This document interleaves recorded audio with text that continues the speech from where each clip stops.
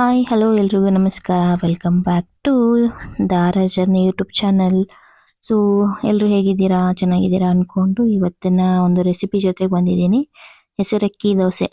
ಇಲ್ಲಿ ಹೆಸರು ಮತ್ತು ಅಕ್ಕಿನ ನಾನು ನೆನೆಸಿಟ್ಕೊಂಡಿದ್ದೀನಿ, ಜೊತೆಗೆ ಉದ್ದಿನಬೇಳೆ ಎರಡನ್ನೂ ಒಂದು 6 ಅವರ್ ನೆನೆಸಿಟ್ಕೊಳ್ಳಿ. ನೈಟ್ ರುಬ್ಬಿ ಬೆಳಗ್ಗೆ ಮಾಡೋಕ್ಕೆ ಚೆನ್ನಾಗಿರುತ್ತೆ. ಸೊ ಇಲ್ಲಿ ನೋಡಿ ರುಬ್ಬಿಟ್ಕೊಂಡು ಬೆಳಗ್ಗೆ ಹಿಟ್ಟೆಲ್ಲ ರೆಡಿ ಆಗಿದೆ. ಈ ಕಾಳುಗಳು ತಿನ್ನಲ್ಲ ಅಂತ ಹೇಳ್ತಿರ್ತಾರಲ್ಲ, ಅವ್ರಿಗೆಲ್ಲ ಈ ತರ ಮಾಡಿದ್ರೆ ಚೆನ್ನಾಗಿರುತ್ತೆ. ಈ ದೋಸೆಗೆ ನಾನು ಕಾಂಬಿನೇಷನ್ ಆಗಿ ಆಲೂಗಡ್ಡೆ ಪಲ್ಯ ಮತ್ತೆ ಕಾಯಿ ಚಟ್ನಿ ಮಾಡ್ಕೊಳ್ಬೇಕು ಅನ್ಕೊಂಡು ಇಲ್ಲಿ ಆಲೂಗಡ್ಡೆನ ಬೇಯಿಸಕ್ಕೆ ಇಡ್ತಾ ಇದ್ದೀನಿ.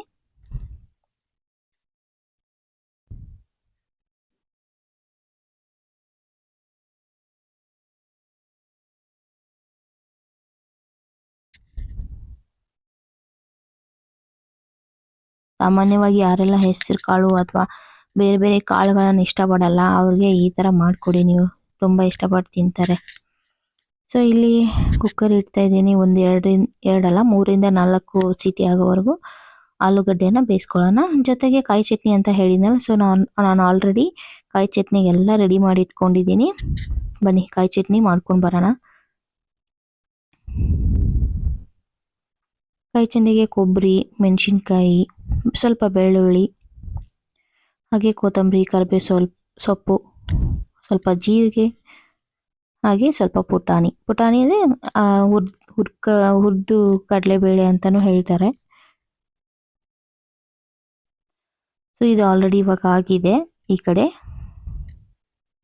ಇದನ್ನ ಸ್ವಲ್ಪ ಆರಕ್ಕೆ ಬಿಡೋಣ, ಸ್ವಲ್ಪ ತಣ್ಣಗಾಗಬೇಕದು. ನೋಡಿ ತಣ್ಣಗಾಗಿರೋದನ್ನ ಈ ತರ ಕಟ್ ಮಾಡಿ ಇಟ್ಕೊಂಡಿದ್ದೀನಿ. ಇದಕ್ಕೆ ನಾನು ಈರುಳ್ಳಿ, ಟೊಮೊಟೊ, ಮೆಣಸಿನ್ಕಾಯಿ, ಕೊತ್ತಂಬರಿ ಮತ್ತೆ ಕರಿಬೇವನ್ನ ರೆಡಿ ಮಾಡಿ ಇಟ್ಕೊಂಡಿದ್ದೀನಿ. ಈ ಕಡೆಗೆ ಒಂದು ಕಡಾಯಿನ ಇಟ್ಬಿಟ್ಟು ಸ್ವಲ್ಪ ಎಣ್ಣೆ,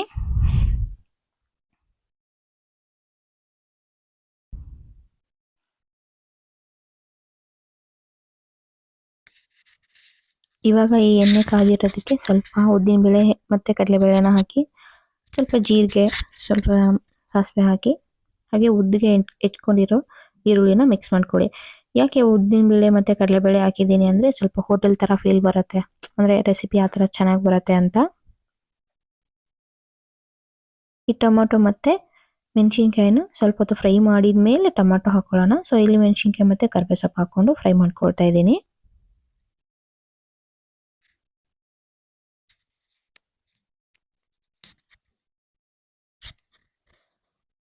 ಇದು ಒಂಥರ ಮೀಡಿಯಂ, ಸ್ವಲ್ಪ ಕಪ್ಪಾಗಬೇಕು, ಕಪ್ಪಲ್ಲ ಸ್ವಲ್ಪ ಫ್ರೈ ಆಗಿರೋದು ಕಾಣಿಸುತ್ತಲ್ಲ ಆ ಥರ ಫ್ರೈ ಆದಮೇಲೆ ಟೊಮೊಟೊ ಹಾಕ್ಕೊಂಡು ತಿರ್ಗಾ ಮತ್ತೆ ಇದನ್ನು ಚೆನ್ನಾಗಿ ಫ್ರೈ ಮಾಡ್ಕೊಳ್ಳಿ.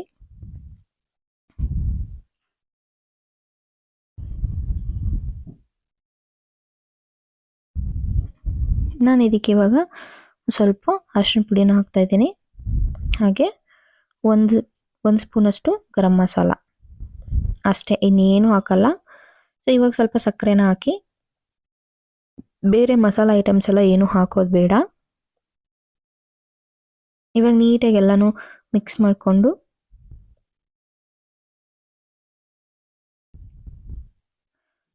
ಸಿಪ್ಪೆ ಬಿಡಿಸಿಟ್ಕೊಂಡಿರೋ ಆಲೂಗಡ್ಡೆನ ಇದಕ್ಕೆ ಮಿಕ್ಸ್ ಮಾಡ್ಕೊಳ್ಳೋಣ. ನಾನಿಲ್ಲಿ ಸ್ವಲ್ಪ ದೊಡ್ಡದಾಗೇನೆ ಕಟ್ ಮಾಡ್ಕೊಂಡಿದ್ದೀನಿ. ಯಾಕೆ ಅಂದರೆ ಇವಾಗ ಫ್ರೈ ಮಾಡಬೇಕಾದ್ರೆ ಮತ್ತೆ ಅದು ಕಟ್ಟಾಗಿ ಮತ್ತೆ ಚಿಕ್ಕ ಚಿಕ್ಕದಾಗಿ ಆಗುತ್ತೆ ಅಂತ ಗೊತ್ತಿತ್ತು. ಸೊ ಹಾಗಾಗಿ ನೋಡಿ ಈ ಥರ ಫ್ರೈ ಮಾಡಬೇಕಾದ್ರೆ ಇದು ಆಗುತ್ತೆ. ನೀವು ಮೊದಲೇನೆ ಚಿಕ್ಕದಾಗಿ ಕಟ್ ಮಾಡ್ಕೊಂಡಿದ್ರೆ ಫ್ರೈ ಮಾಡಬೇಕಾದ್ರೆ ಫುಲ್ಲು ಸಣ್ಣದಾಗ್ಬಿಡುತ್ತೆ ಅದು. ಅದಕ್ಕೋಸ್ಕರ ಈ ಥರ ಸ್ವಲ್ಪ ದೊಡ್ಡದಾಗಿ ಮಾಡ್ಕೊಳ್ಳಿ. ಸೊ ಈ ಥರ ಸಣ್ಣದಾಗಿ ಮಾಡ್ಕೊಂಡು ಈ ಥರ ಫ್ರೈ ಆದಮೇಲೆ 2 ನಿಮಿಷ ಲೋ ಫ್ಲೇಮಲ್ಲಿ ಬೇಯಿಸ್ಕೊಳ್ಳಿ. ಸೊ ನೋಡಿ ಇವಾಗ ಇದು ರೆಡಿ ಆಗಿದೆ. ಸೊ ಇದಕ್ಕೆ ಮೇಲೆ ಸ್ವಲ್ಪ ಕೊತ್ತಂಬರಿ ಸೊಪ್ಪನ್ನ ಮೇಲೆ ಹಾಕಿ ಇವಾಗ ಇದು ರೆಡಿ ಆಯಿತು. ಸೊ ನಾನು ಈ ಕಡೆ ಮತ್ತೆ ದೋಸೆಗೆ ರೆಡಿ ಮಾಡ್ಕೊಂಡಿದ್ದೀನಿ. ಸೊ ಬನ್ನಿ ದೋಸೆ ಹಾಕೋಣ.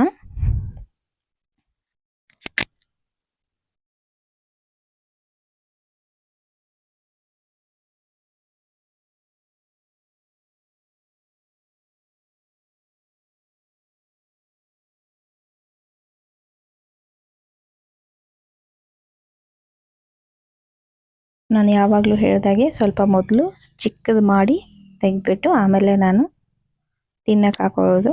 ನನಗೆ ಗೊತ್ತಿಲ್ಲ ಇದು ಯಾಕೆ ಮಾಡ್ತೀನಿ ಅಂತ, ಬಟ್ ನಮ್ಮಮ್ಮ ಎಲ್ಲ ಮಾಡ್ತಾರೆ. ಸೊ ಅದನ್ನು ನೋಡಿ ಕಲ್ತಿರೋದು. ಇಲ್ಲಿ ಮೊದಲು ಒಂದು ಚಿಕ್ಕದು ಮಾಡಿ ತೆಗೆದು ಆಮೇಲೆ ಹಾಕ್ತಾಯಿದ್ದೀನಿ. ನಮ್ಮ ಕಿಚನ್ಗೆ ಒಂದು ಪ್ಲಸ್ ಪಾಯಿಂಟ್ ಏನು ಹೇಳಿ, ಬೆಳಗ್ಗೆ ಸೂರ್ಯ ಬಂದ ತಕ್ಷಣ ನೋಡಿ ನಮ್ಮ ಕಿಚನ್ಗೆ ಹಿಂಗೆ ಬೆಳಕು ಬೀಳುತ್ತೆ.